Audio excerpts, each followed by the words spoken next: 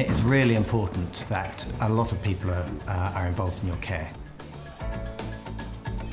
It is very likely that other people who will be involved will be your general practitioner, the cardiology service at the hospital, as well as probably a community heart failure nurse, a pharmacist, and maybe one or two other people, such as a physiotherapist or a rehabilitation person. So this really is what we call a multidisciplinary approach to managing patients with heart failure. Generally, heart failure patients will be seen within the hospital setting, outpatient clinics. But if you are frail, then we do have a community heart failure team who will be able to see patients within their homes. I'm here today to see one of our patients who is frail, who's got other comorbidities, not just heart failure. Hello, Mary. Come to see Brian. Nice to see you. Hello. I did smoke.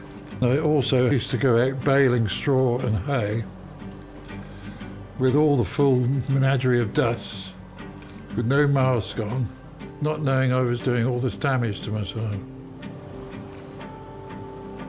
How's your breathing? Better than it was. Okay. All the advice and the help about having a certain amount of oxygen has really helped a great deal. Okay. 1 minute, Brian's fine, and I think, no, he's never been ill. Everybody's got it wrong.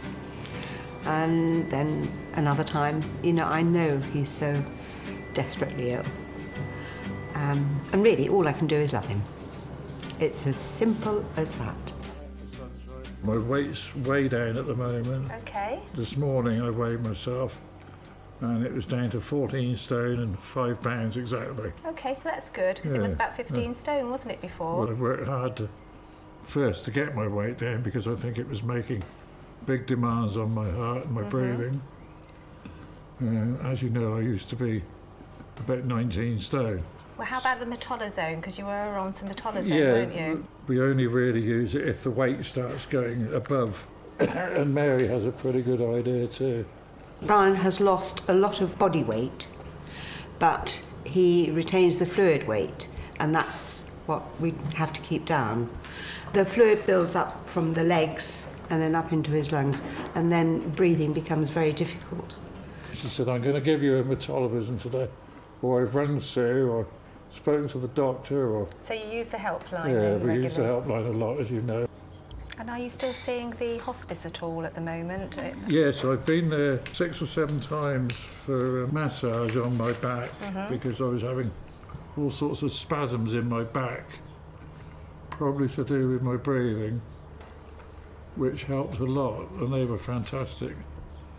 And you found that all helpful? Yeah, it was in very the situation, helpful. Yes. And almost at a time when I almost felt like giving up, because I felt so despondent. We have plenty of good times, and really when Brian's down, I just try and be positive and think of the good times.